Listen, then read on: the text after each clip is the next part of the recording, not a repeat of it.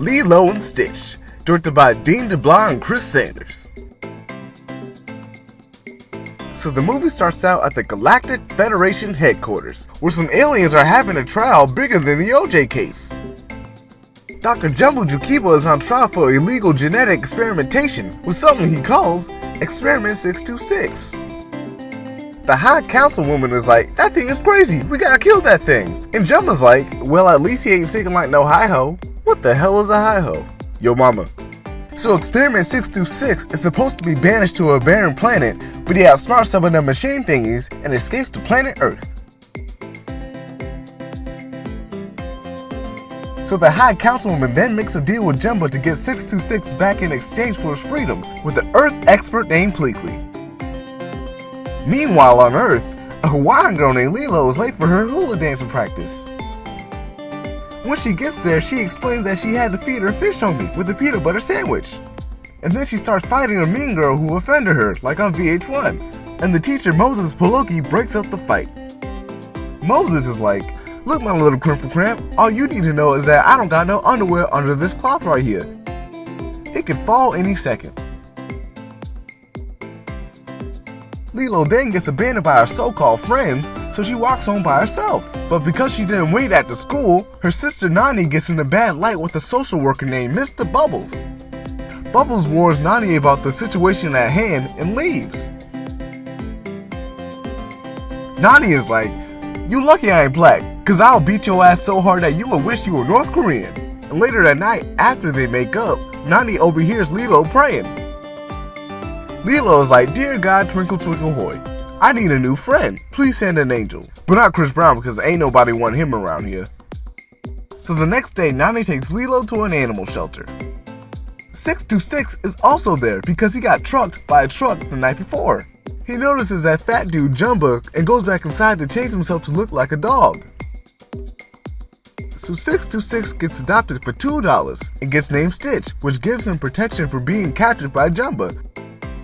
Stitch sees the city being attacked on TV. Stitch's programming immediately jumps into action, and he steals a tricycle from that red-headed poop nose to cause havoc in other cities. But they on an island, so he can't destroy no large cities, which gives him no purpose at all.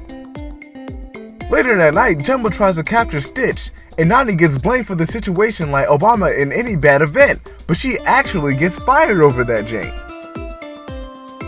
At home, Nani suggests that they take the little devil back. But Lilo mentions Ohana, which means family, and ain't nobody gonna get left behind. So Stitch stays, and later has to deal with the fact that he has no greater purpose than to destroy. So now he has nothing. Stitch finds a book and has Lilo read him the story about the ugly duckling, and with a new purpose to go by, they both end their day. The next day, Nani goes on the job hunt because Mr. Bubbles knows she got fired, but ain't nobody want to give her a chance. Probably because of Lilo's failed attempts to make Stitch a model citizen, like Snoop Dogg and 50 Cent. A close friend of theirs, David Coena, sees that them two girls are down and out. So he invites them to go surfing, which they respond with, aight. But while they're surfing, Jumba grabs Stitch, and he breaks free and comes back up, but gets dragged down again, making it look like he dragged down Lilo himself. They get back to the beach, and Mr. Bubbles is there waiting for them to let Nani know that he has to take Lilo away tomorrow morning. And later that night, Stitch bounces after seeing all the trouble he caused. Meanwhile, the High Councilwoman finds Jumba and Pleakley, which allows Jumba to do things his way. And in the morning, David tells Nani about the job he found, and she leaves to hopefully get it. Jumba runs into Stitch and chases Stitch back to the house and completely levels that shebang bang. And Nani arrives too late, and Mr. Bubbles puts Lilo into his car. And while they're arguing, Lilo runs off by herself. Lilo sees Stitch, and he shows his true form to Lilo, but just then they both get captured by Captain Gantu, who took on the task of capturing Stitch. He puts them on a ship, and Stitch escapes before it can blast off, and encounters Nani. Stitch is like, aye girl, I know this ain't a good look. But he doesn't get to explain, and Jumba finally captures Stitch. Nani then demands that they find some way to get back Lilo, and with Stitch mentioning Ohana, Jumba gets convinced into saving Lilo. They chase Gantu's ship, and eventually Stitch ends up having to use a tanker truck to blast himself onto Gantu's ship, where he saves Lilo and eventually gets captured on the beach by the councilwoman herself. Stitch is just about to be taken away, and Lilo shows her document of the adoption, which means if they take Stitch, they would be stealing. So the councilwoman is like, you right. You know what? I'm gonna place this fine-ass family under the protection of the Galactic Federation.